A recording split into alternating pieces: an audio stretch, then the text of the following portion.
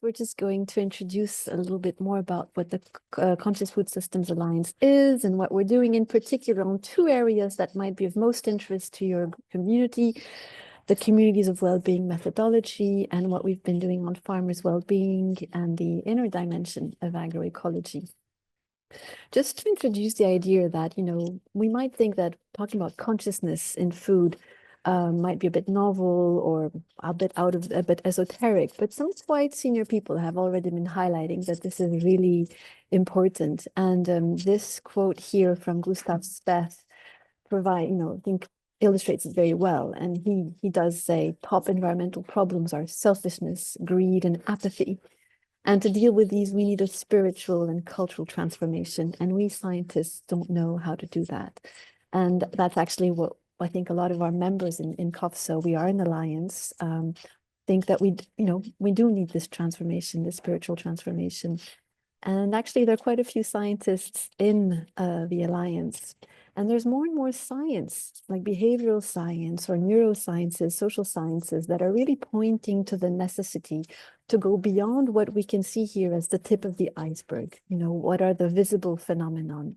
Because we know that underpinning our behaviors is a story of separation. It's where consumers separated from producers, separated from the land, cultural contexts that have changed so that children, for example, don't necessarily realize that the package of chicken that they see in a supermarket comes from an animal on a farm. And so we really see that we need to go to the deeper levers of change that often occur at a subconscious level. They're to do with mindsets, but also with emotions, with the whole fashioning of our being.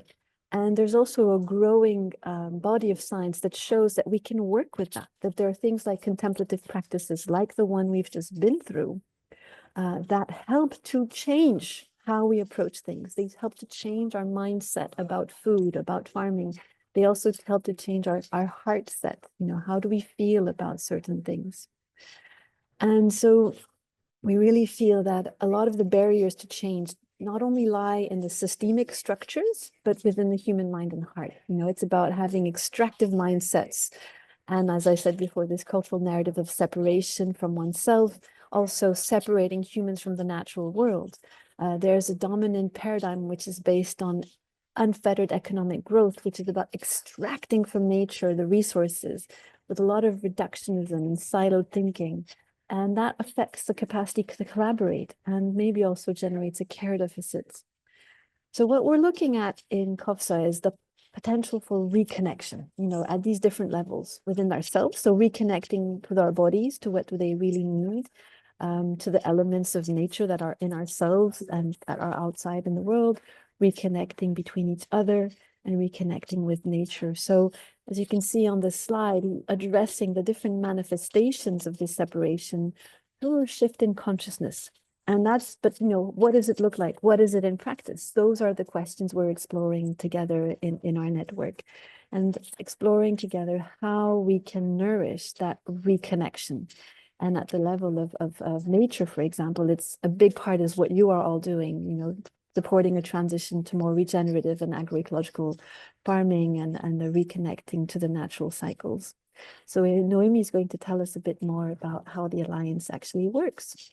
Yeah, so the Conscious Food Systems Alliance, CoFSA, is an initiative hosted by UNDP, the United Nations Development Programme, and it's a movement, as we describe, of food, agriculture, and consciousness practitioners united around a common goal, which is to support people from across food and agriculture systems to cultivate inner capacities that activate systemic change and regeneration. When we talk about inner capacity, we talk about what Charlotte said: mindset, values, belief, but also those transformative qualities as deep listening, compassion, self-awareness, resilience, presence that we just cultivate. And all those qualities are really essential for making our foods more healthy, our food systems more healthy, respectful, and fair. This is the transformation, our theory of change, CoFSA model of transformation. We developed together with 30 members, and you can find more explanation in our rationale for action report. The core idea is that consciousness practices such as meditation, nature connection, compassion training, nonviolent communication can help cultivate those inner qualities, those inner capacities. And then by integrating technical solutions with contemplative practices, we enable deeper collaboration, conflict resolution, and personal transformation. And we apply this at 3 levels: individual, through coaching, training, retreats; group, creating safe space, transformative space for dialogue, but also institutional, so driving cultural shift with organizations. And so combining inner capacity with technical solution, we can really unlock transformation towards more regenerative food systems. And then the next slide is about our areas of intervention or entry point in the food systems we have identified as a priority. So farmers' well-being and psychological resilience, traditional wisdom and food systems transformation, conscious local communities and cultures for regeneration, conscious consumption and food policy. So how do we approach this topic? We have a co-inquiry approach. Basically, we bring together experts and stakeholders around the table into a participatory dialogue that we facilitate to exchange knowledge on one of each of these key topics. So it's a mixture of creating and holding a safe space for main issues to emerge thanks to deep listening, and as well structure engagement with key stakeholders that know very well the system. So this process is per se transformative and really ensure that collective wisdom can be harvested and strengthens collaboration across key areas of intervention. So we then identify case studies, and to keep the conversation going, we establish thematic email list where people can still exchange information. And we have just opened one on farmers' well-being. So if you're interested, I will put it in the chat. And then those are the consciousness practices we have been exploring during these years of CoFSA. And our session open to everyone, so you're welcome. They are both practical, so we explore what they are, then we practice together, and then we see how we can bring them into our food systems. So for example, just to do an example on mindfulness, we have explored what it is, we have practiced together, and then how we can bring into food systems through, for example, mindful eating or mindful farming. And we have case studies that have actually worked successfully with this practice. Over to you, Shar. Yes, and we're going to deep a little bit in 2 areas of work, which might be most interesting for you. So one was this cultures for regeneration. And so we had 2 of our partners do an extensive review of the academic literature to really document more what are the inner dimensions of regeneration, exploring the mental models, the mindset, and the culture. And we'll place the link to the report on that. So it's really interesting to see how it's really about adopting a holistic approach, nurturing care and connectivity. So, bringing again to the fore these elements.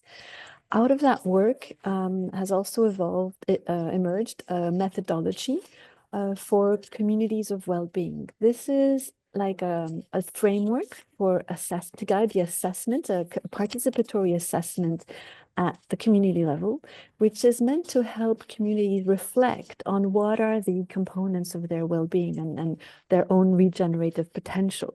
It's not just meant to analyze, but really to identify areas of change. And so it emphasizes the importance of adopting regenerative mindsets and values that align with the principles of living systems. So the objectives of that methodology are both to assess the extent to which the current mindsets and values of our community can enable the transition towards regenerative agriculture. So it kind of establishes a baseline and a means of then tracking them over time. It provokes reflection and generates awareness to activate transformation of local communities on their values and mindsets, and serves as a basis for interventions and projects designed to enable the transition to regenerative food systems. And that actually resonates. The farmers, I'll say more in a second about the interviews that were in the video. We had these interviews with farmers about the inner dimension of their work. All of them mentioned that they can do their regenerative agricultural work if they are supported by a community.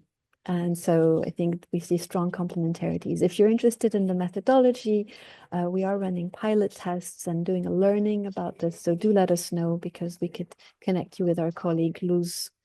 And in that methodology, they really look at different relational dimensions: the relationship to action, the relationship to the sacred and ancestrality, to life and nature, to community, to family and kin, and also to self. So it combines the guiding principles that are presented in the report that I showed before, and in these different dimensions. So it's a dynamic reflection, and it's a tool for community empowerment and connection, which can, of course, also be adapted to different contexts.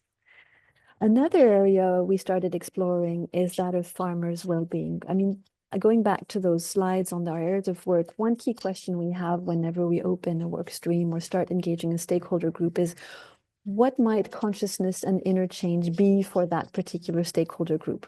We're not going to go to farmers say, hey, let's talk about conscious farming, or to policy makers saying, hey, we want to work on your mindsets. So we always have to tune in to what's most relevant. And that's why we open up a space and just hear what's important to you. And we felt the direction that was taken here was the farmers' well-being and psychological resilience. We know it's a big, big issue across the world, with a lot of depression and suicide amongst farmers. So we started some dialogues around that in 2023, some in-depth sessions with case studies of community level well-being support. And that were really encouraging, inspiring, and continued that conversations. It's led us to noticing two elements that are given us our priorities for the next steps. One is the potential role of farmers sharing circles, just safe spaces where farmers can express themselves and just feel the load off, just by being heard. And we've worked on this with the partner initiatives of change that have been holding farmers dialogues for 40 years. We did a webinar together in November, and the recording is available. And we've developed a symbol sharing circles methodology that we will start testing this year. And if you're interested to do that, we could certainly talk about it. And we'll be harvesting more case studies of positive examples to support farmers, not just technically or in terms of management or access to markets, but also in their psychological resilience. And that work stream has also led us to realizing the close connection between the type of farming practice and farmers' well-being, and the importance of this inner dimension of agroecology or sustainable agriculture, and the fact that when farmers transition to more natural ways of farming, there's a healing that occurs, just like Jean-Martin Fortier shared at the beginning of the video. No, it was the land that was healing me. And we feel that the benefits of sustainable farming for the environment are put forward, so the environment or for physical health, but we feel there's all that inner dimension of change that also merits maybe more attention and can be harnessed and leveraged to support farmers in a transition that is often economically and technically difficult. And that's something we'd love to hear your feedback on, because it's an area we're just really starting to explore, and would love your recommendations and thoughts. Nearly close to finishing, we also have a conscious food systems leadership program that is attended by diverse stakeholders working on food systems. So we have several cohorts. Each cohort includes about 30 to 50 members. It's an online course that lasts over about 2 to 2.5 months, with sessions every 2 weeks of 2.5 hours, where we go through the inner development goals as they apply to food systems. And we experiment together techniques that can help us deepen our awareness in our work, bring more of ourselves to our food work, and also learn from each other. It's very collaborative, so a lot of paired groups and things like that to deepen personal change and empower each other to bring about inner change in our work. Yeah, so here's the impact report that can show you a little bit more about what we've been doing. But the most important thing is you're very, very welcome to join. Again, we in the Secretariat, we create the spaces, but the content comes from our members. And it's a space where you can also connect with people you find inspiring, create new opportunities for collaboration, amplify your voice, bring case studies that you think merit greater attention. So we'd love to have you in our community. And I don't know if Noemi, you want to say a final word about the joining, but yeah, you're the person to turn to for that. Yeah, I'm gonna put the link in the chat. But I would like to, hand over the floor to you. And as a little, conclusion, we'd love to hear from you. Yes, sorry, and I saw your message later, about this noise. But yes, we'd like to invite you to reflect maybe as we go into our conversation. What does what has been your experience of inner transformation in your journey in sustainable agriculture? And what do you think you would like to explore further, or what are your interests in this field, or anything else that you feel inspired after hearing us? Thank you.